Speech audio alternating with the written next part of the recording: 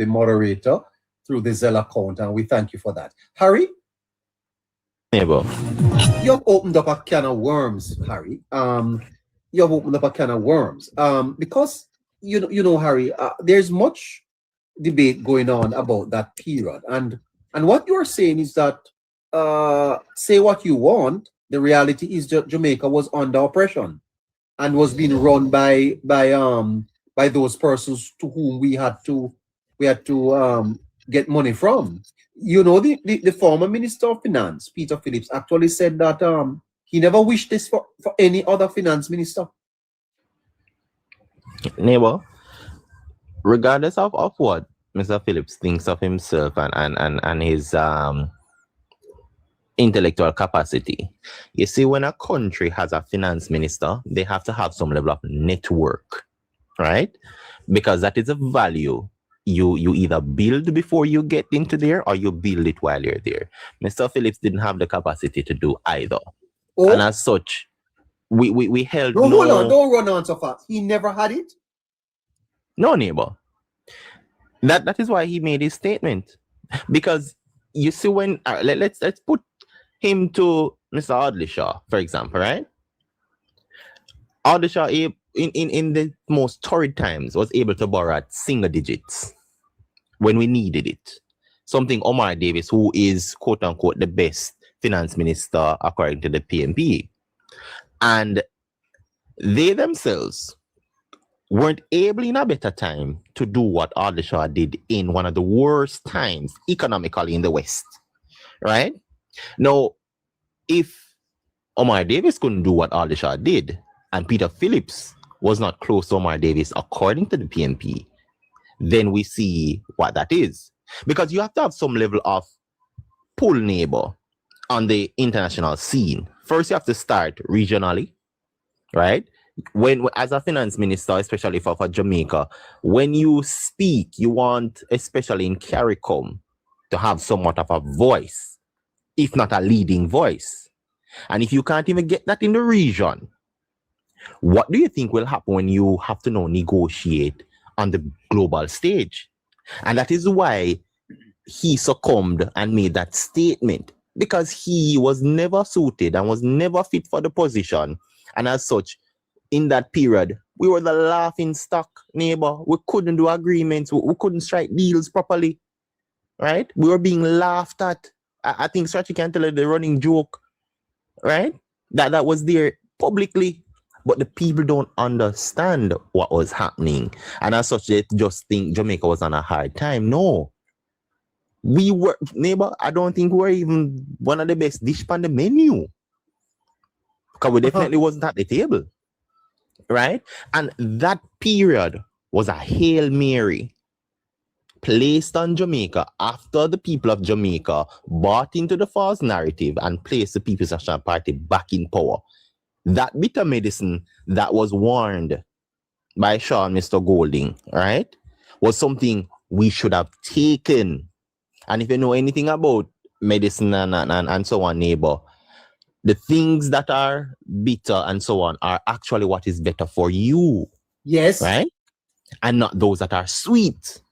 And what we knew is that Jamaica had a sweet tooth because it was an acquired thing done by the People's National Party to a lot of sweet nothings, right?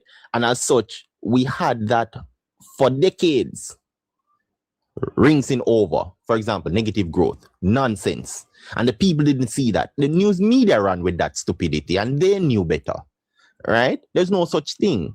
And as such, the people of Jamaica who didn't have access to the information weren't able to make that informed decision. And as such, they went back to what they think was better, rather than take the bitter medicine and then went on further. But after a while, they learned, neighbor. And as such, we see where we are now, being fiscally responsible and disciplined. But that period, right after the Jamaica Labour Party lost, right? And the IMF took Jamaica by the scruff of the neck and said, listen, we're going to lend you this money because Jamaica also, neighbor, is an advantageous position for the IMF and, for example, for the US and where they are, right? That is why I always point out our geographical location of how well we were placed on the map by God, right? And that has been working for us for such a good time. Whether that is through tourism, and definitely now we're utilizing it and trying to exploit it for trade the right way. We have, I think, in the top 5, if not number 3 neighbor, I think it's number 5, the world's largest natural harbor, which we were never utilizing properly. That is something we have innately, naturally, and we fail to build it out to do anything in trade, right? That is some of the things the People's National Party have failed to properly position Jamaica for the people. And as such, in that period, when we had that structural reform by the IMF, not by the government, strictly by IMF, we started reaping fruits of those hard structural discipline that was needed. And I said, if it was left up to that government at that time, dog nyam we suffer. And I can stand on that. Because it wasn't an easy time, neighbor, right? Because even after the recession, we weren't positioned to handle a recession whatsoever. We threw away our natural resources. We sold companies that should have benefited Jamaica. We borrowed relentlessly. We placed money in terms of investments that didn't circulate in the country. It went to a selective few, the top 1% of the country, right? And I pointed out that as well, where we had interest rates going close to 50%. And even when foreigners invested, converted to Jamaican dollars and placed it in these investments, right? They still walked away with over 20%, which was higher than anywhere else in the West at that time for those type of investments, neighbor. But that money didn't give any form of growth in Jamaica. The average man never even smelled a dollar of that money. It just went from one account directly to the treasury bills and so on and back out. Right? It never did anything for Jamaica. And the then government and then finance minister knew all of this. And they knew what they were doing because their pockets were being lined very well, handsomely. A lot of under the table deals, neighbor, that I will not mention them just yet. Right? And the People's National Party know about all of this. And as such, they strapped a time bomb on the chest of the Jamaican people. What? And it was only a matter of time before it exploded. But the IMF, neighbor, we had the countdown. The recession was the countdown. And the IMF came in like a SWAT team and disarmed it just in time. Because we were going to explode as a country. We were literally going to be the Greece of the Western Hemisphere, worse than Argentina, for sure. And we don't have anybody that loves us so much, like how Germany had to bail out Greece because it would have looked bad on Europe. So Germany bailed out Greece. We don't have nobody like that, neighbor. There's no country that will bail us out like that. Right? Because we didn't also align ourselves properly on the global scale. A lot of who we aligned ourselves with weren't world movers and shakers that were looking to develop even its own people, neighbor. And I don't need to call a specific country because we've seen it, right? We were doing it because of friend thing. We weren't doing it because we want the best for our people. We weren't striking deals that would advance the generations to come, right? And I always point out one thing. How Norway did their deal when they found oil benefited every generation after the 1972 when they found oil. How they structured it. Jamaica never have that. When we have the bauxite, the sugar, right? All of that, those natural resources, we didn't structure it to benefit anyone else but the immediate. Hold on there, Harry. Where you get all of this information, man? Neighbor, when I sit in a neighbor and I start to do my research, it's not an easy one, you know. No. I am sitting in a class here. My goodness gracious, this is fantastic stuff. Young man, big up yourself. Hold on. Hold on there. Hold on, man. I tell you, it's great to listen. What a fantastic Jamaican young man, this Harry Enriquez. Boy, nobody does it like Politics Plus. He's with me again. Now that I have found a friend. Yesterday I was so lost. Tasha Seymour, good night to you. But today I found true love at last. Deep, deep in. 22 minutes after 10 o'clock. Oh. Happy. Hey, Tasha, how you doing? Tasha Seymour. By the way, Tasha, your surname is about to change. Tasha, your surname is going to change. Today I was so lost. Why I tell you. So Harry. Yes, neighbor. Yeah, you're doing a fantastic job. You're just warming up, or you're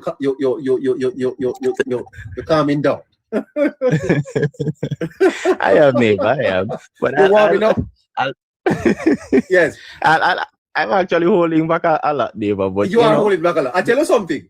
Just check on your phone now, because I just send you 2 guineas. I mean that can go well with the dragon devil, neighbor. Yes, of course. Some fire tonight. Absolutely. You drink Spitfire, sir? Yeah, man, neighbor.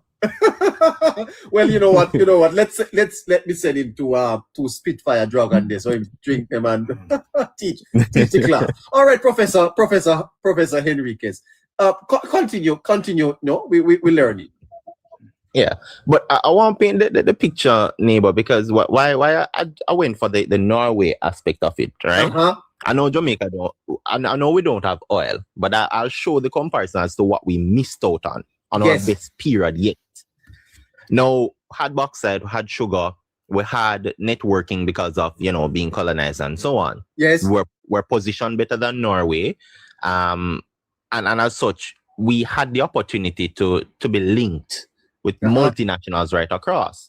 Now, what Norway did with that oil, neighbor, they actually invested in 70 different countries, and they did it through funds and so on.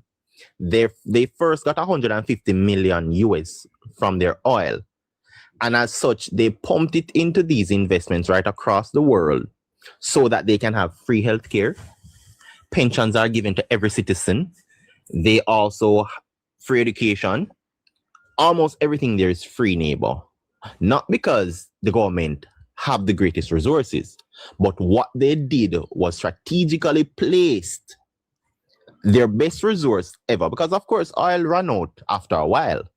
But what never ran out was proper and shrewd investments going forward. And as such, from 150 million US, after 5 years turned to 500 million, after a decade turned to over 1.5 billion. And as such, it went beyond $1 trillion to today's date, which the country only took about 3 to 5% of that investment every year, which is less than the investment return. And that helped run that country. And today's day is running that country of 5.6 million people. We're approximately 3 million, and we had better resources, we're better located, and we were in such an area where we could have boomed and took off to be one of the best developing states ever.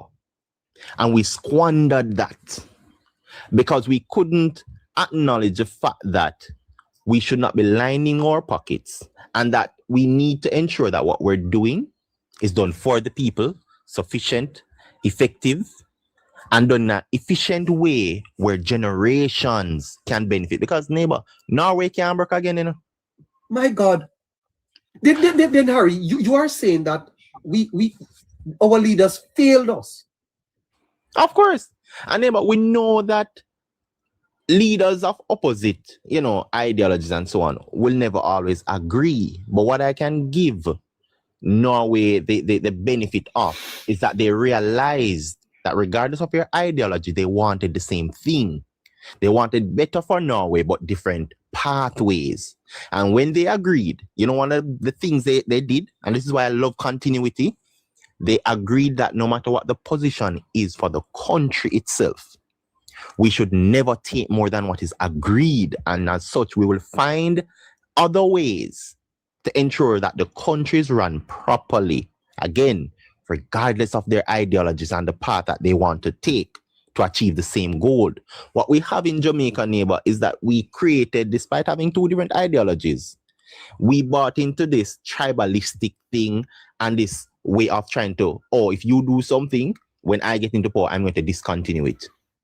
And this is one of the things why I'm so hell-bent on continuity. You would have heard me say the reason why I looked forward to a third term, not because I'm aligned anywhere, but because I understood systematically and what it meant for the economy of Jamaica. And I couldn't be any much more right after seeing what happened with Melissa. Because we knew that if we had the opposition currently being the government, who couldn't figure out how to give the people this $3.5 million that they so ran a major campaign on, you think they're going to find a way to make a good budget?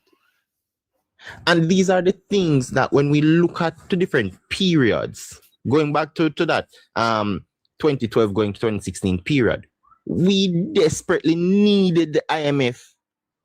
And if that's not something being thrown from God, neighbor, because IMF could have walked away and not look at Jamaica, right? But they understood, this is what the IMF knew about Jamaica, that the people themselves don't understand. They knew the potential of Jamaica itself. That potential was hidden by poor governance and lack of information, strategically done by government of the past. Because if you allow the people to understand their potential and collectively for what it could have done to Jamaica, right? And where Jamaica could have been. We all hear about brand Jamaica, but that is for running and all of that. Jamaica was known for innovation, but we had all of that resources. You know what happened? Brain drain. Strategically positioned because you don't want too much intellects in one space. Because you who know that you cannot match that collective intellectual capacity of a country who has been rearing and brewing these people for decades. Because I can tell you, when Jamaicans left and go foreign neighbor, they head classes, right? And when we look at it, we're shakers and movers. But because you want to control the narrative and control the people, you love the poor, so you ensure that people are in a deficit intellectually. And those who understand and have that intellectual capacity leave because they have to choose themselves first before country. Because if we look in the diaspora, neighbor, I can tell you, if I put out a survey, they don't leave Jamaica because they truly want to leave Jamaica, neighbor. They leave Jamaica because they have to make amends for themselves and then come back to help Jamaica. It is no choice that they want to leave Jamaica willingly. But because of the circumstances that are created, and these people don't fall in the deficit capacity intellectually, they know they can make change elsewhere. And as such, we hide as well what I've grown up and seen. Brain drain is happening and we can't find a proper way to handle it. No, that brain drain is strategically positioned because those in governance at the time cannot match if those people actually came to the forefront. But I want to tell them something. That game is over. And yes, we look at social media and so on. People find ingenious ways to come up to the forefront and challenge the poor governance, the poor systems, everything that has failed the Jamaican people. There's someone out there and a collective, for example, like us here tonight and this program that is almost 1 year old, neighbor. It wasn't because we knew each other and so on. It's because we have one thing in common. We want better for Jamaica. And as time goes by, the opposition have to be very careful because they will be taken out by their very old stance of not wanting to transform and be better for Jamaica, not for the party. So that is my thing when I look at the 2012 going to 2016, where they said, it's one of the best times in Jamaica and the Portia Simpson-led administration. No. The Christina Lagarde led Jamaica and IMF helped Jamaica by getting that Hail Mary that we needed, not that we wanted it. We desperately needed it, neighbor. And we saw with that revival, right? what we could have achieved in Wow. that period. Wow. Can you understand if we had that continuity from 07 coming up to now, where we would have been positioned? My God, every strike in Jamaica should have been tuned in, listening here. Let me check and see how many people I have on the over there listening at this time here. Please stop the screen. Oh, okay, all right.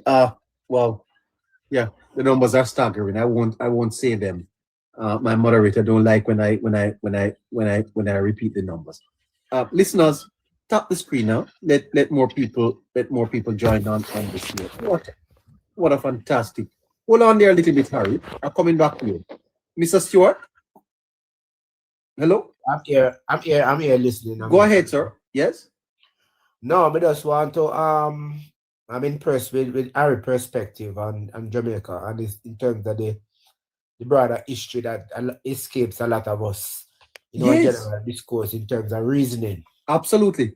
And the type of how you able to chronicle the development and position the discussion along where we were and where we could have been and where we are now. Yes. And what we are to do to continue on the same trajectory. It's important that he pointed out that it was important by the government of the day, headed by Andrew Oldest, to retain state power, not because it provides good status symbol for him as a person, but because it helps Jamaica to move better. Continuity. That's a better word. To help to continue to build out the infrastructure, to build out the economical prospect that we so desire. We started out in the 80s, and one would have thought that we were open, that we could have continued into the 90s. Unfortunately, an election come, and that was no more, and it interfered with the flow that we needed. We started out in the 1960s and thought that we were going to go into the 70s with the same economic built-out flow. It was interrupted by an election. Again, we lost, the party lost, and they said the rest is history.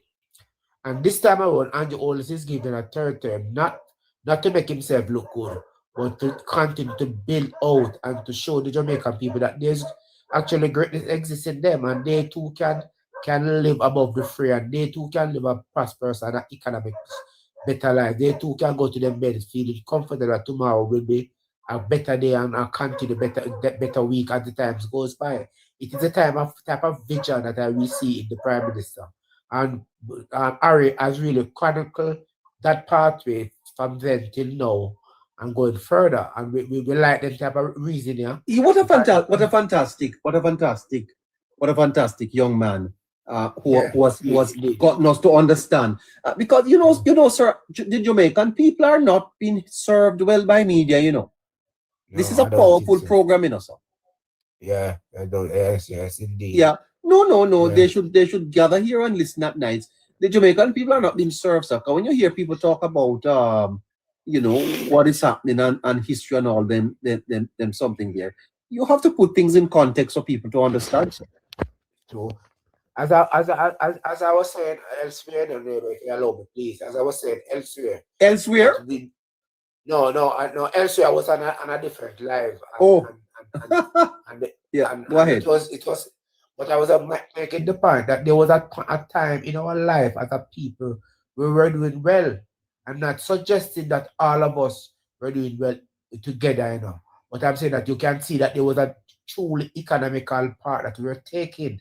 It was interfere with ideological thought process, with people who believe that we need to follow certain other people. But we were doing well.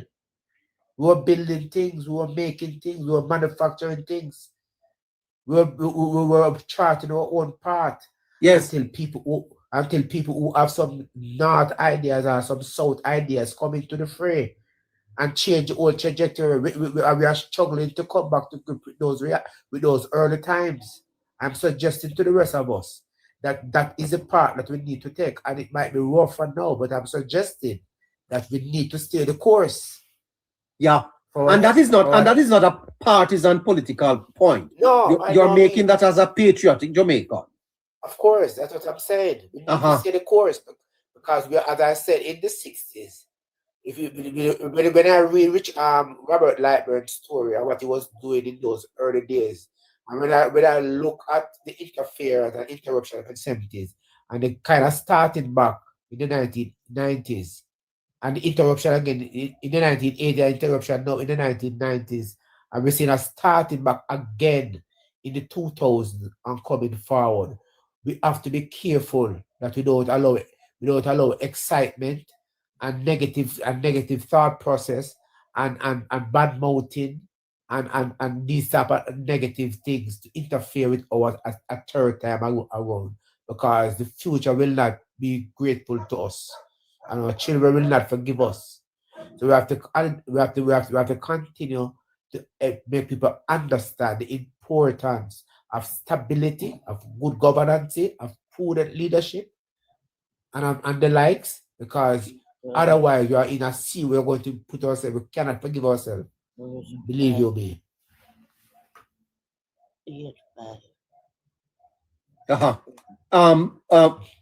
Is that do we have a new caller? Rhoda? Hello? Hello? Yeah, caller? No. I don't think she's there. Good night, caller. Hello? Hello? I wonder if it's one of my Crawford. No, it's not. Good night. No, she's gone. Okay. All right. Let's go back to Harry. I don't know. Joshua? Are you still up? I'm here. Yeah. Joshua, you have listened, you've been listening to Harry. Yes, sir. I have. Yeah. What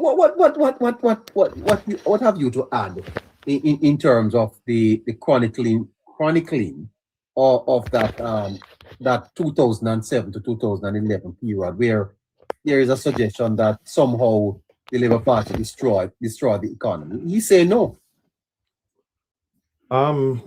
First of all, that's woefully inaccurate in every sense of the word. When the Bruce Golding-led government came into government, the economy was floundering. That's the first thing, right? In addition to that, in addition to it floundering, we were debt burdened, debt riddled. No one wanted to lend us money, and before Audley Shaw came into government, and I use Audley Shaw because he was the Minister of Finance, he was trumpeting that he could get cheaper loans than what we were getting at the time. He was ridiculed by Omar Davies, saying that's not possible. And he was saying that he could get loan at 2% and 1%. True to his word, he got it. And he told us where he was gonna get it before he got into government. Right? And we did get it with him. One of the first things that we did was the debt restructuring under JDX. Right? And that was critical, because what it did, it freed up money, right, that we wouldn't have otherwise had. So for PNP to simply run out and say it was one of the worst times, it's either they seem seriously amnesiac or totally dishonest. And I'd rather choose the latter. They're not suffering from amnesia. They are seriously dishonest. But then we shouldn't be surprised. I've said before that to ask the PNP to speak truth, whether they are their surrogates, it's like asking the devil to get baptized, and the devil will never get baptized. Never. Right? Never. So whenever we are asking the PNP to speak truth, it is something that it's really a rhetorical ask. It's not gonna happen. Right? Okay, great. Winston? Yes, neighbor, good night. Is this Winston from Portland? Yes, neighbor. How are you doing, sir? I'm good, neighbor. I'm good. Well, you okay? I am here listening to the social perspective. Yes. And learning a lot. Yes.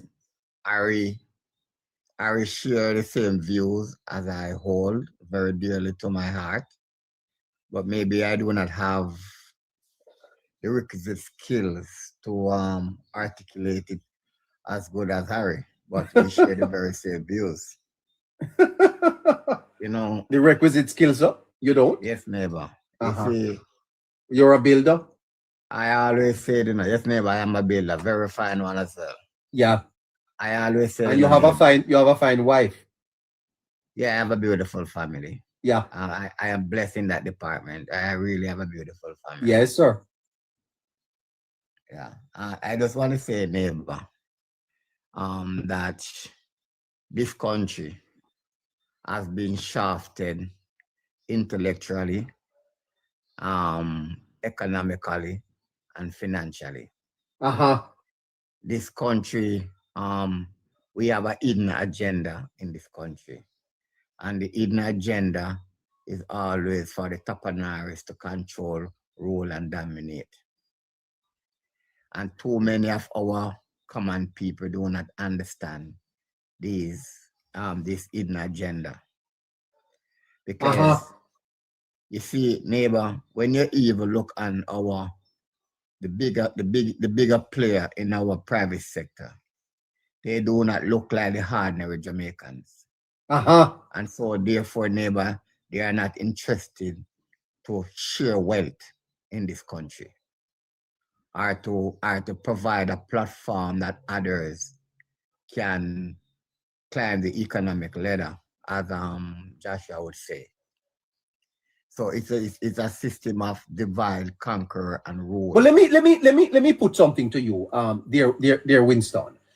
If it is true that the PNP led us back into systemic slavery by allowing Jamaica to be governed literally by a force outside of us, this is a subject that we need more discussion on. Yes, neighbor. Because they should be held accountable, sir. Neighbor, 1962, sir, the Union Jack came down at the National Stadium. The black, green, and gold went up. And you are telling me that one of our own men in black and black suits brought us back to our faces and our knees?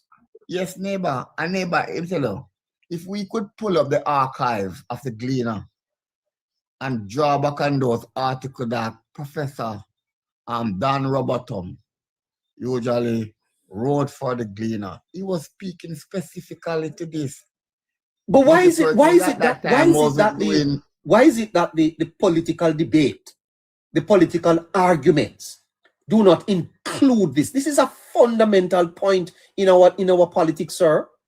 And neighbor, and that's why I said to you that there is an hidden agenda controlled by the tapaнаris class, and even those who lecture at the university is a part of that club, neighbor, is to keep the people ignorant.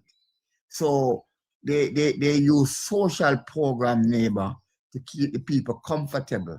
And the people come to believe that social program is government best policies, not knowing that if you have a good run economy where it is driven by market forces and opportunities and trade, that the people will not be in need of social programs. So the struggle, Winston, in Jamaica is not only a political struggle, Winston. It's a struggle against elitism. It's a struggle against classism. That's the point I wanted to make. That is the problem, neighbor, and that's why the Prime Minister today is so hated. But then that is why he should be so supported, sir. You can't tell me. But neighbor, you see, neighbor, let me tell you something. Even with our religion that we come to hold dearly, we see our Lord and Savior as a white character. So we not even believe it in ourselves. We not even see our God and Savior in the reflection of ourselves. Yeah. So it is a psychological situation. No, that but we have are to in. break free, Winston, because it appears as if finally the Jamaican people have been unshackled economically. And therefore, Yes, if this neighbor. is so, it is important that they understand that they cannot reverse it. Yes? And so, neighbor, that is so important to have program like these where a brilliant mind like, and I'm not here heaping any praise on Harry, but I'm just speaking true to the fact. We need intellectual mind like Harry who can come here now, neighbor, and unleash the shackle of the people by yes, casting but you know, sir, we are black Black History Month, February. We're gonna probably have to do a future feature on that before the month is out. Yeah, yes, definitely. Before the month is out, because black people have to know themselves, you know, sir. Yes, neighbor. Yes. And so here we neighbor, are. Here we are. Here we are. Our people. When you hear our people loaded part and other social program and believe that hey, government is good. No, if we have a good managed economy, we don't often need part. Yeah. Yes, sir. I think we're gonna spend a little bit more time on this for the course of the week. I definitely have more to say on it. Coming back to Harry. Do we have a caller? Caller. Good night to you. Hello. Caller. Yeah, user 416. Hi. No. Not there at all. Okay. And hello. No, she's not there. All right. Moderator, do we have any callers that we could take one or two more before we go back to Harry, and then we come back down to Chromas? Harry. Neighbor. Harry, sovereignty is important for our people, you know, Harry. And I think that if our sovereignty is surrendered on the altar of economic, enslavement, then a party that does that to us, Harry, ought really to remain outside of, consideration. I don't know. It to me it appears as if this is not a matter that has been thoroughly ventilated to understand what was happening and why we were brought to this point. Because quite frankly, Harry, where we are now, it is not impossible for it to be reversed. It is not, neighbor, and the thing about it is that this is a set of people you'd want to keep in exile for some time, and I selectively use a very strong word because of what it has done to a very good nation such as Jamaica and the manner by which they went about doing it. Have to choose that word, because it's not that they were ignorant of the fact that they're doing it. Even so, if you were in the initial stages, you knew afterwards. And as such, you continue to do it anyway, because it didn't have any implications for those at the helm calling the shots at that time. And as such, you burden the people of Jamaica and you burden the unborn, even those 3 generations from now, right? And that for me, neighbor, is one in which has to be treated with extreme prejudice and bearing whatever people want to say. When you are given the mantle, when you're given the opportunity to lead a country, it's one of the hardest things you can do. And as such, I strongly believe if you aren't capable of doing so, then you step aside. But we've grown to see persons rather die in the position at the helm, people rather to go there straight to retirement than to ever hold themselves accountable. And as such, they'll find ingenious ways of ensuring that the people themselves aren't able to hold them accountable, because they also limit information. They ensure there's no transparency. They give you a version of transparency, but they know the truth.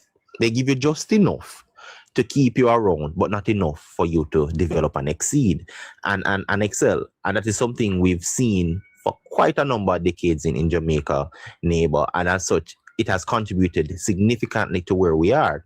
In fact, we look at the two ideologies of the governing parties, Jamaica Labour Party and PNP. One we know would be more aligned to economical, prowess and so on. The other sits on the fence of socialism in that regard. And for far too long, they have held the people in a deficit of understanding that a country can run on socialism. It can't run on social programs. The great US is a perfect example of that. You need actual economic stimulation. You need to be moving in productivity and production. Both have to come into agreement to put the country best foot forward, to then being able to afford the social programs that will help at that time, based on how the economy is going and the country is growing, a smaller minority. Because what will happen is if you focus on the social programs, you're going to have more and more people falling to the wayside of the social programs and less productivity. And that is something we've seen to today's very day, where Jamaica doesn't have the best of productivity right through. So despite us to how we are performing and how well we're doing, we still have a far way to go, and we have to address that issue as well.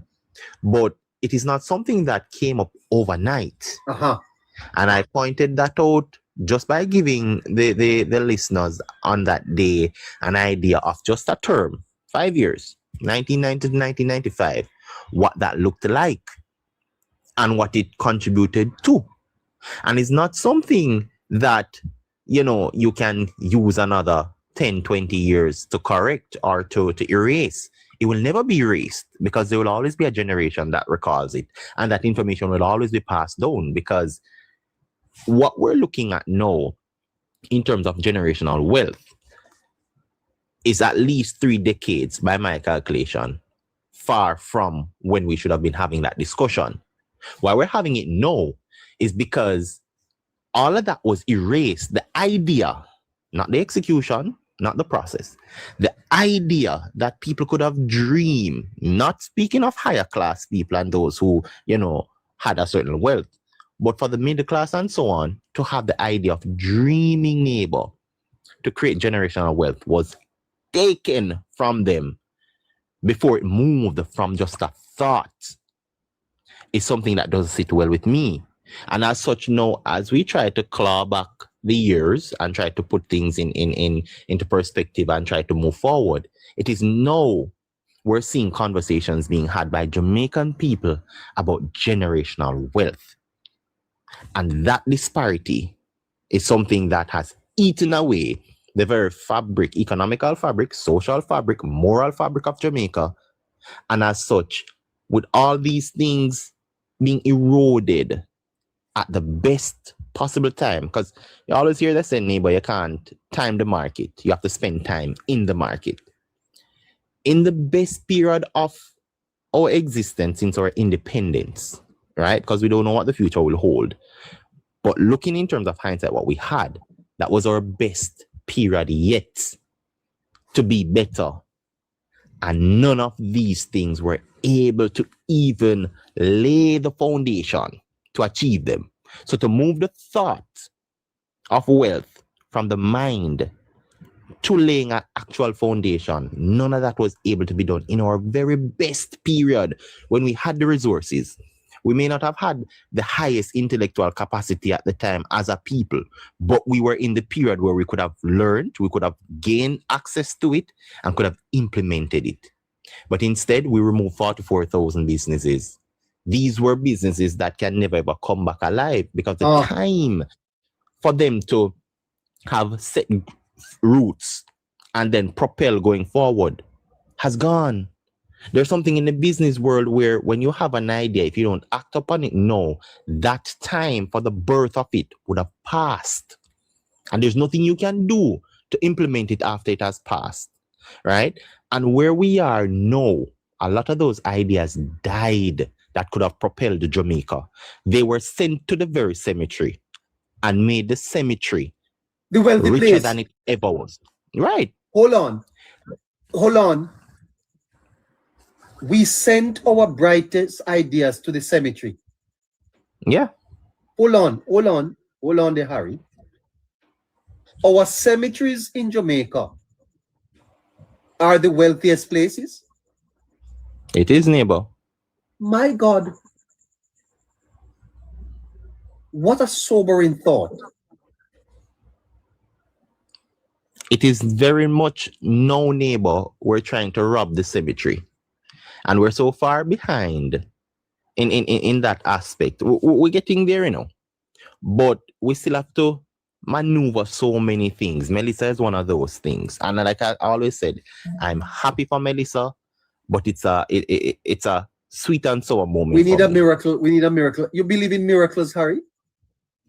Definitely. Well, neighbor, but Jesus spoke to Lazarus, you know, man, and Lazarus came forth. We couldn't go up a dove cart and made the rest go speak to the dead. You know, Harry, I think you need to reinforce that point by repeating it. It is one of the most profound statements I ever hear. Yes. The passing of Motty Perkins. Yes. Can you please repeat, sir? Well, the thing about it now, Winston, is that era in its entirety didn't just kill the businesses, because the ideas that were had, because, for example, neighbor, you would have probably been, you know, familiar with Spanish Own region, and we're seeing a major move in terms of development and infrastructure wise. No, on the very same lands, for the same plans, just a little bit tweaked, that were set aside by the then late Edward George Siaga. A lot of those lands, the plans are there. But you see, because of what happened in the 90s, neighbor, those foundations were never ever built out until today's day. Where factories and so on, in the peak of its time, we could have had jobs being created at such a level where, for one, I always hear people, you know, praising NHT and so on. If your country is running well, you don't need an NHT. Right. So when less support from an institution like that, because people earn their own resources and make their own houses. Harry, stick up in here. Let us ask you a controversial question. Mm-hmm. Are you of the opinion that some external forces have their hands in the economic situation that Jamaica found itself in the 90s? The reason why I pose this question to you, I can remember Edward Siaga wrote an article outlining what the IMF and the World Bank, the direction that the IMF and the World Bank wanted him to take in the 80s by liberalizing the Jamaican economy, selling off government state assets, and remove the pegging of the dollar and have a floating foreign exchange, which Edward Siaga wasn't entertaining that line of argument from the IMF. Mm-hmm. The IMF and the World Bank turned to the opposition, which was led by Michael Manley, the very same man whose ideology wasn't in sync with the IMF and the World Bank in the 70s. And we know what the history of the 90s and early 2000s was. So the question I ask you, do you believe that there was some external force involved in the destruction of the Jamaican economy in the 90s? Well, let me answer you this way, Winston. There were two ideologies in the world at the time that was seeping in the Caribbean. You know, socialism, which would have came from Russia and so on. And then, of course, we have the more capitalistic setup from the US, which is something more predominant for the Western Hemisphere, right? And as such, if you leave yourself open to be taken advantage of, speaking in terms of the government here, you being incapable of running your country and make shrewd decisions for your people to benefit, thus leaving yourself open to a larger force, which is the then US, right? You will find yourself caught between the very ideology practiced by that party up against what the larger force is requiring. And that larger force will always have a greater influence on protecting its interests. Not so much to say to take your country and run it, but more so to ensure that the external ideology, which is socialism and so on, doesn't seep its way into the quote-unquote backyard of the greater force of the West. Does that answer your question? Yes, Harry. But a follow-up question is, so why it our risk taker, like the Paul Cheng Young and the Dan Crawford and the Dennis Layla and many thousand other Jamaican who was risk takers, who go to the bed and wake up in the morning with a brand new ideas and work tirelessly to make that idea to become the reality, to build out Jamaica economic progress. Why is it that those people wasn't being protected? They were totally wiped out. Well, generation. Well, put it this way, Winston. Those set of people weren't always seeing eye to eye to what the government wanted, right? And I'll try and find the article and see if I can send it to you. That caused the deregulation, right? This article actually came from one of the very persons who would then advise the People's National Party and the government at the time, because he was also head of the private sector. They were ill-informed. They had short-term goals to achieve. They also couldn't see the bigger picture as to where the West was going. And I pivot on saying where the West was going. The only person of that period, since independence coming up, that understood where the world was going, and that is why he's named the visionary, was Edward George Seaga.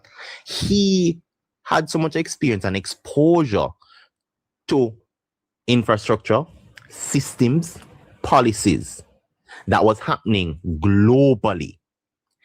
And I can give you one example. And people will, Scratchy would also be one of the persons who benefited greatly from this development. You see how, for example, West Kingston was developed?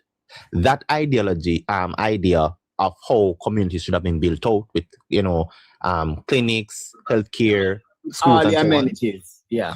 That was an ideology at the time that came from all the way in Italy. We move now to Most people don't know that. And as such, he would have taken bits and pieces of projected movements from different countries that were going to become world beaters, right? In the different unions around. And as such, he would find ways to incorporate it for the then little Jamaica, put it into plan, written things, which means he can't forget them. Doesn't matter what state of mind he is, it is written down and it's there documented. And as such, hoping and entrusting that any leadership that comes after him would be able to understand and implement these things, because it was for the people looking down the road, not for what he can gain immediately, not for what can benefit the now generation, and definitely not for what can be done for a small subset of people. It was a plan institutionalized by being documented, set out to benefit generations down the road.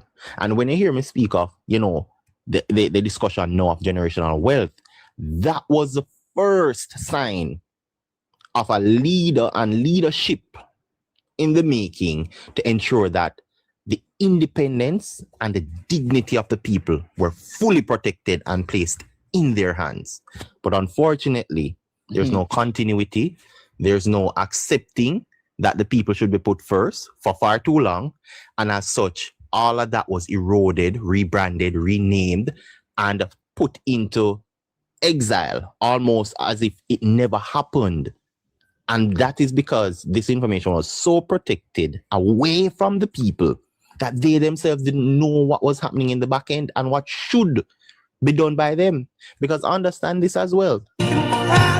Yeah. When you are that well exposed, whatever you put forward to a people that don't understand it, you run the risk of being pushed aside. And the People's National Party at the time did very well in executing that to ensure that those plans never come true by poisoning the mind of the people. Hold on, Winston. Let's bring in DJ Chromas. Chromas? Yes, good night, everybody. Mr. Ari. That's what I Hey, said. DJ. Good night, Go on. Well, I'm gonna still say the line with Mr. Winston. I'm not so eloquent, speaking like and put things in context that great like Mr. Ari, but that's why I look a few words still. Me one of them when you don't understand. Since you just mentioned about Tivoli, the word even Tivoli come from Italy. It's an Italian word. Me know the concept that you can get the idea from Italy to bring those housing schemes in Jamaica. You see, Tivoli was one, PN land, all of those things from overseas was a plan. Where Edward said the original visionary. That's about that man instituted over 200 institutions. You see me? Yes, we know that. Edward Seaga is a great. You see me? Going back a little bit what Mr. Harris earlier on with the IMF, with the PNP and Peter Phillips. No people never understand and know say those financial advisors all the Shaw did have is the same set go around Peter Phillips to make him look good and it still couldn't look good to certain levels. It's the same set of advisors all the Shaw did have, it go around Peter Phillips. And all of them praise them. And one thing, as we said earlier on, Mr. Harry, and I agree with you 1,000%. Yeah, we were hijacked by the IMF. Big stick. It wasn't by choice. Even the former finance minister said in the parliament, Niger class said it wasn't by no choice. You see me? You never have no other way to go. The PNP don't know about physical, we name the physical prudency with economics. Physical prudency. Yeah. With economics, not in the PNP DNA. You see me? Socialism, go back more extreme is socialism. They don't know nothing about economics. You see me? They don't have an idea. But how do you feel, Chromas, to have learned that Jamaica literally gave up her sovereignty to be managed by an institution from Washington? That Jamaica, that our Prime Minister Portia Simpson Miller was only going around hugging up people and kissing them. She wasn't managing the country. Is the IMF was doing it? Yes, behind the scenes. And the PNP them know. Some of them know, but they're just pretending they don't know. You see me? As we said before, Mr. Neighbor, it's not in the PNP DNA. To do that. But a democracy, sir, a democracy like ours, you don't think that those type of information should be out in the public space? What is wrong with our media, man? All right. As Mr. Harris said, the two party have two different philosophy. The PNP are indoctrinated to be a cultist mentality. I make people is a cultist mentality back to slavery. Because for them strategy is to make people dependency. They love poor people to keep them poor, to have them as voting blocks, to use people. You see me? They don't like people who independent and smart and can think for themselves. They don't want somebody to fish for themselves. They want it's a dependent, this syndrome. That is all socialism and communist type of mentality. That's about some social programs. It's not about private sectors. It's not about big government, and government must mine you and give you this and free that or whatever. That's why these people, that's why I tell people that Jamaica is the worst thing ever to Jamaica. It should never exist. I don't be Zuambex. Really? You see me? That is the mentality, the free mentality. That's why I love Michael man talk about the best time PNP. Yes, somebody wrote in the comment earlier on PNP, poor people get more the best time of their life because poor people get free this and free that. Yeah. And it is a divide and rule and test for 8 business people. You must eat the business people and people have money and whatever. And you poor, you must like them. Because business people have them things and whatever, you must share and give them and whatever. You must have 2 care and give away 1 and them something there. And furthermore, I get with Michael Manley. I kind of struggle a little bit for when I say still, with Michael Manley. It's not about even Cuba, it's about Castro. It's not about Cuba, you know. Cuban people, and Cuba is a good place and good people, you know. It's Castro. The island, the communists and the Soviet Union at the time. You have the Soviet Union at the time. Not even Russia, USSR, the Cold War, and whatever, the two ideology. And in the 1980s, when Reagan and Thatcher, you know, said the Berlin Wall had come down. So the communists think kind of mash up. You see me? And the socialist thing kind of weak out. Can I remember when I was in the 70s, I watched the JBC TV. And I'm look at Parliament, you know. Two sides either two different something, you know. Over the Labour side, I pay man in a suit, over on the PNP side, I pay a bush jacket. Can I tell you what PNP said? If you wear a suit, you're a capitalist. They don't wear no suit in 1989, 88, 89 when the government changed. Then change of and try to be something about democratic socialism when they come with the foolishness. You see me? You know, They're the only party that changed. The Labour Party never changed from scratch. For ever since, we are the same foundation party for everybody. For the grassroots, come back to the middle class, to everybody. The Labour Party was for everybody and building Jamaica. Yeah. Do you think, before you come in, Winston, do you think, Chromas, that it is possible that the PNP is still of that ideology, and that should they get back into government, we will see significant economic decline? Them have the social mentality. They have the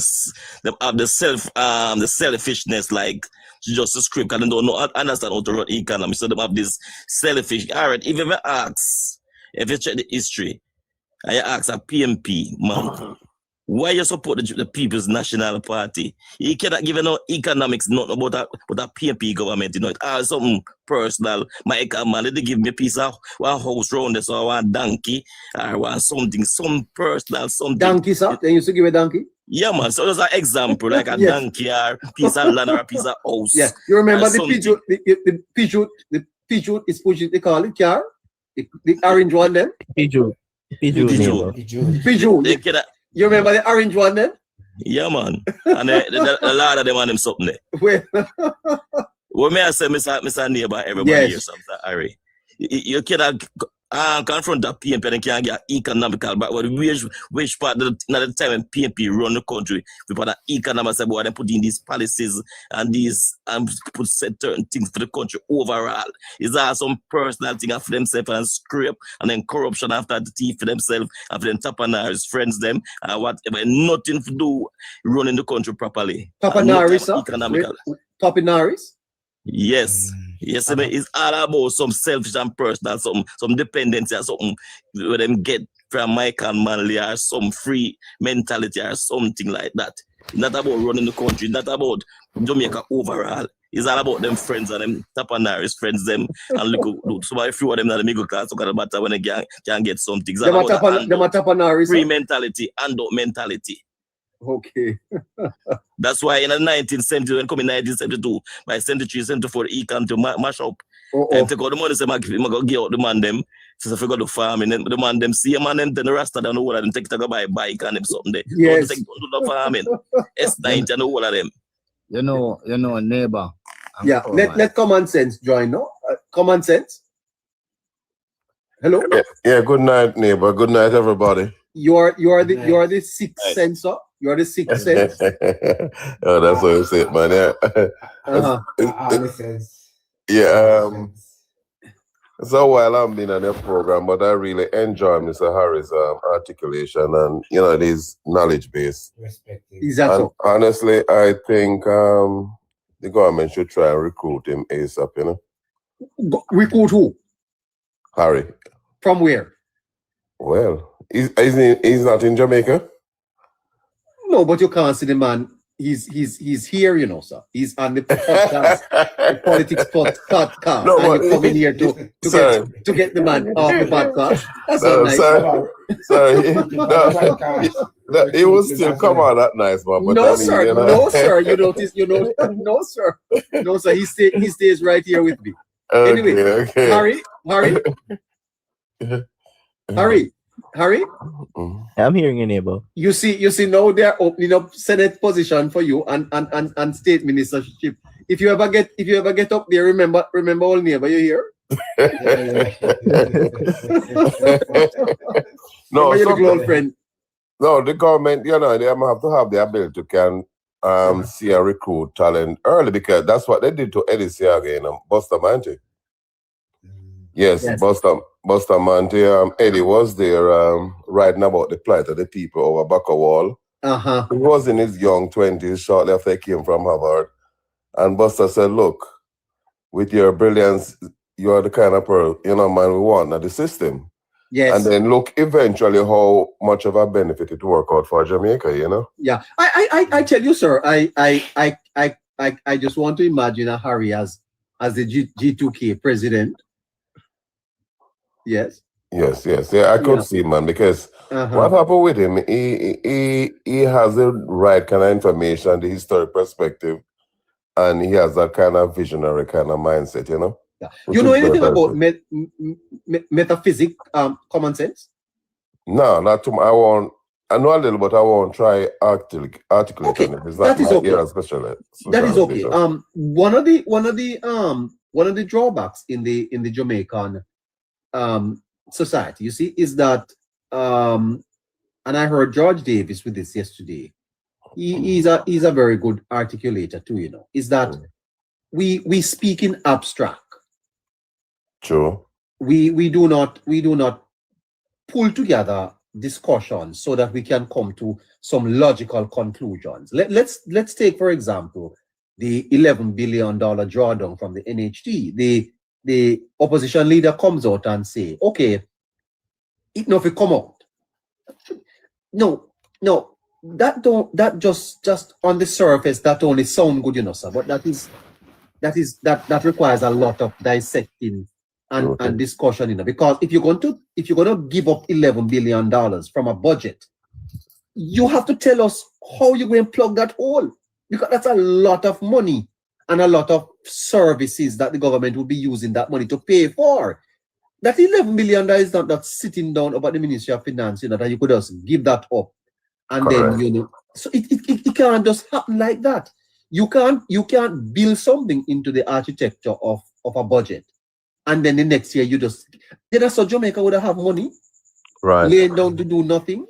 And he's just playing politics because they are the initiator of that program. Yeah, but the point I'm making though is that it requires deeper analysis, deeper discussing, so that people can understand that this is not how things are done. It's not just the signing of a signature or the flipping of a switch that gets something done like that, eh?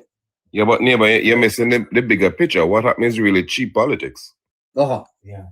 So you have to you have to process it like that, Yeah. Common sense and neighbor, if I may come in here and have to do the NHT on Jordan, the fact of the matter is that history shows that the Jamaica Labour Party government, yes, they have gone into the NHT and they have been making Jordan in the past and now, but one could see the progress that those funds provide for the country, right? We see the infrastructure, we see all the nurse or the public sector workers are being better compensated. So for your mic, sir. The earlier area. I hear me better now? Now hear me better now? Mm-hmm. Yeah. Hear me better? Yes, I'm saying what version. As I'm saying that the one could see the benefit we down to the Jamaican people in terms of infrastructure and salaries and all these things. In other words, the money has not been wasted. In other words, it's not like the money has been used to pay for properties like outer money that has no material benefit to Jamaican people in a big way, or the NHT depositors in a serious way. Is that it has been used to pay for properties in St. Mary that the NHT board has said that the government are not to touch because it have no housing benefit in terms of building and housing stuff for anybody. See, so one could very well see the net benefit to the Jamaican people in a very serious way in terms of the journey that the Jamaica Labour Party government has been doing over the years. So the money has not been wasted. So the discussion, as you said, neighbor, need to need to be around these type of information so that the people understand that the money that the government has been enjoying on NHT is money that is used to shore up the budget and to help the country to overcome its difficult times that they endure over the past 18 years and growing the economy and making life better for all of us. You know, Mr. Stewart. Yeah. I know for sure that when the Prime Minister make his presentation, when Faval open the budget, I know that Faval, the Prime Minister, will address this very much. Definitely. This $11 billion can only be financed in 3 other ways: either by taxation, either by borrowing, or government cut expenditure. And if we just suffer a Category 5 hurricane and we want to stimulate the economy, now is not the time to cut expenditure. A matter of fact, we should be spending more. But how are we going to spend more when at the same time we want to cauterize our debt? So you have to go to taxation, right? Or grow the economy. For such a devastation when 1% of the economy wiped out, right? You can't really think about growth at the immediate means. What you have to do now first is to find a way how to stimulate the economy, to get the economy on a growing path. So I think the Prime Minister will wind up going like a gig and let him go, so spin out a control. Like a gig. Let's see if we can. And the other point I wanted to make quickly. Yeah. Go ahead, Winston. All right, Harry, set the pace for the next. Hold on. But before we switch, I just want to say something before we jump off this topic here. Yes. Can I help motivate me to coming up tonight on it? Is I think you had characterized the IMF involvement in Jamaica or other country. Like in terms of Jamaica, you were saying that they had basically we gave up sovereignty. But it's not really quite like that, you know. To say that Jamaica gave up the sovereignty with the IMF, I don't know if Harry agree with me on this, is a little stretch too far. Basically, the IMF is basically like a bank. So what they're going to do, they're going to assess the ability of the country to pay back. And anywhere they see excess, they're going to recommend, look, you have too much civil servant, etc. They recommend cuts. So because they have to make sure the country get back on track, you know? So it's more on an economic part, they want to put back that country, you know? So, like, I think it's a little stretch if we say that. No stretch, man. You are pretty top command set and a pretty up, man. Yeah, I would love. Wait to you. Yeah.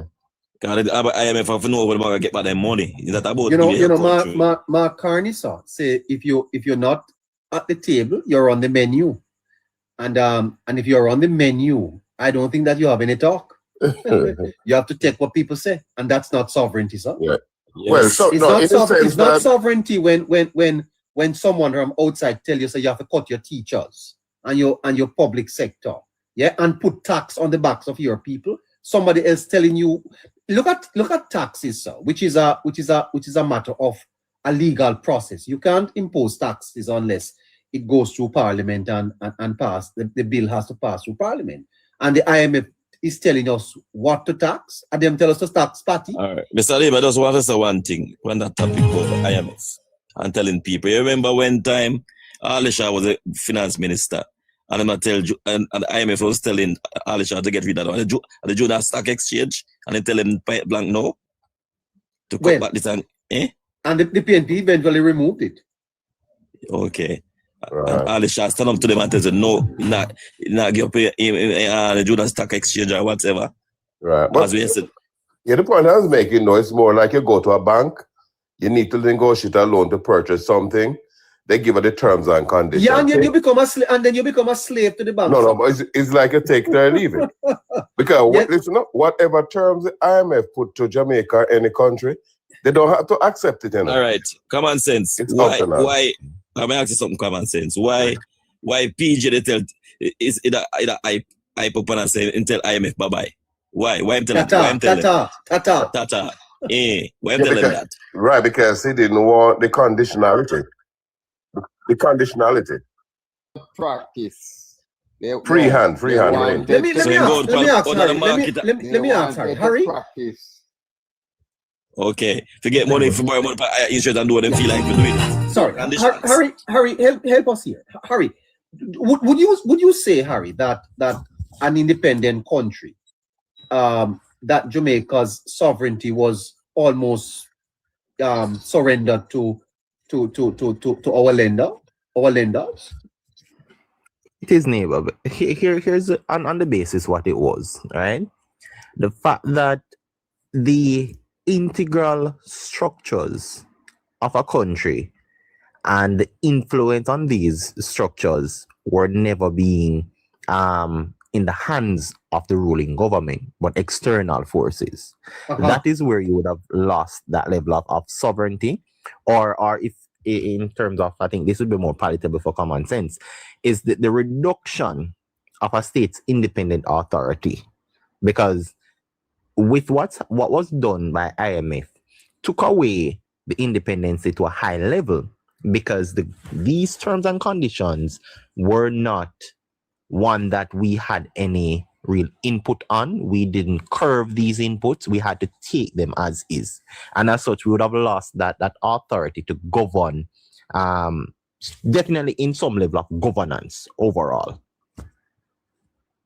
But Harry, I understand what you're trying to say. Remember, the way the IMF was structured originally or set up for, it was really set up for countries who had failing economies, mainly because of bad fiscal management.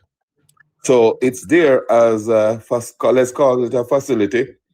If a country gets into trouble, instead of they go totally bankrupt, they can go to the IMF. The IMF generally don't go to anybody, Jamaica or except for now, where IMF actually extend that. Well, a sovereign state. No, once again, labor. So all I'm trying to say, Jamaica got into big time financial problems. Them run to the IMF because the IMF is the first place to go to. IMF said, well, they want my money. They looked at Jamaica's situation. They see that they have too many people on the books as civil servants. They might notice even a man the time he was paying out money on crash program, nonsense, and all of these whole lot of social programs. They're gonna say, well, I'm gonna lend you the money, but for you to pay back this money, this is the program we're gonna put you on. You're spending too much because these are experts. You're spending too much. So they say you have to cut this, you have to cut that, which is really a good thing, It's a good thing because the truth is, whether you like it, yes or no, out of these IMF arrangement and negotiation, Jamaica and one of those finance ministers from PNP actually said it. They learn a lot about fiscal discipline. They didn't know that before. But people don't learn nothing common sense. You know why the people don't learn anything? No. That's why it's the last common sense. It's the last hostile measurement there with the Peter Phillips when they come with them IMF deals there. It's true the PNP over the time when they go to IMF and fail the IMF all a while. Because IMF don't take them serious, especially the PNP government. They don't take them serious. They take that squander it all a while. And the foolishness. But that's why the IMF actually said the IMF kind of shift the focus now. Common sense. Yeah, man. What we must not take for granted here, that Mark Golding is not a fool. Right? What Mark Golding is trying to do, you see? Mark Golding know that the government and the public sector are in negotiation for an increase. Mark Golding know that when he attack the line item in the budget where the government is drawing down, continue to draw down on the $11 billion to prop up the economy. He know that if the government stop drawdown on this fund, it will leave a deficit in the budget, right? And so the government will not be able to negotiate with public sector workers from a point of strength or to meet their demands. So all Mark Golding is insist on is to find an era when it can create anarchy in Jamaica, where the people will turn against the government so the PNP can come in a power. Yes, So what happened is, there is no forces that the PNP can use to overthrow Andrew Holness. And What it they is are doing now, they are trying to use the people of the country to lose confidence in the government so that the PNP can come back to power. and just have to Yeah. ignore We have to read between Yeah, the them- lines. As Mr. Winston tell them not interested in Jamaica over, they just want to get back in power. So them do anything and say anything. They wouldn't mind roll over the ashes. Burn down Jamaica and roll over the ashes. That is PNP. Definitely. Because they Yeah, but- know that they have their surrogates crowded the public sector. So when their demands are not met, we will have more Enid Hallwood. Yeah, man. Civil We will have servants. more over. Lambert Brown. We will have more. You remember when time David Campbell was the president of the Junior Doctor Association? I Yeah. remember that very same Sunday when he wrote an article in the Gleaner criticizing the health sector and the condition that it was in then. You understand? And that was where he come to prominent and become a member of the PNP. So Right. let me tell you something, guys. All the PNP interested in is they want to let the government find itself on the back foot, can negotiate from a point of strength, and so that the public sector workers will start to Wow. rebel against the And government. Winston, you know, That's once again, my I advice was to the, power for them. my I was advice to to get the, power. my advice to the government right now with Melissa we just face with, and we just get a new mandate. They don't need to give them a big raise. They need to hold a tight rein on them, no matter what the consequences are. But I have to leave it there. But I have to leave it there. Okay. All right. Stay with us, Harry, please.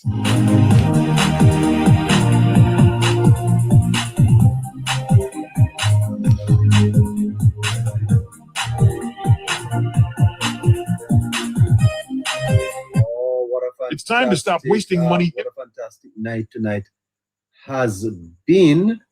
And we are 22 to Wednesday. Okay. All right. 22 to 12 o'clock.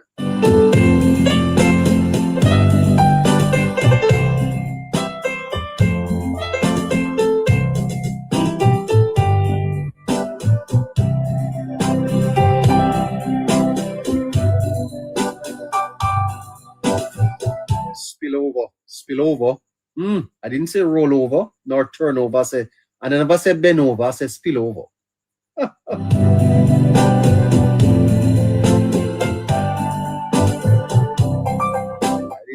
I didn't say roll over. I didn't say bend over.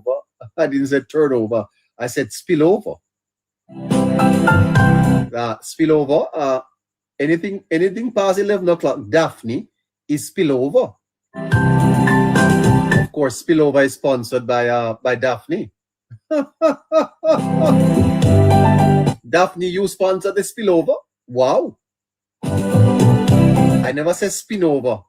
I never said turnover. We said spillover.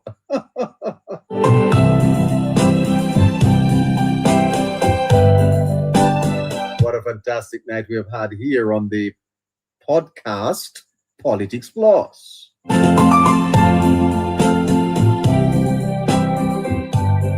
Well, let's take closing comments. I'm going to start with you, DJ Chromas. You have a minute. Go ahead. Well, yeah, the program tonight was great, and Mr. Harry, yeah, man, him touch a whole lot of points, and yeah, so I just love how the program got through, and nice, and we learn a lot too. I love me know some of the history before, some of the history, but they put that theme weird, so good and put it focus on the different levels. Yes, yeah, very good. Very, very good. Very yeah, good. yeah, program did good. Boy, I Yeah, tell you man, something. nice. We may very well be transformed in Jamaica. You know, if people would listen to us, they would learn a lot. Eh? Yeah, man. You think, Mr. Neighbor, I tell you think educating upon a different levels. So I tell you the truth.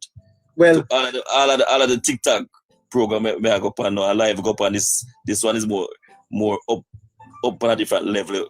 Yeah. Right now, I'm proud of you. I'm proud of you how you run the thing. Mr. Neighbor. well, Yeah, know, I sir, like I am only the face. If you know what I go through a daytime to come Yeah, here man. at 7 o'clock, the stress they put me under. Yeah. My moderator. Yeah, I'm like your humbleness too, you know? Yes. Humble? Yes. Yeah, man. Yes, Yeah, well, man. you know, sir, we're just trying to do it for Jamaica. Yeah, man. Good program, man. Scratch the information all the while and such and such and. You have a Scratch good, it. nice, beautiful moderator, you know? Love her. Good.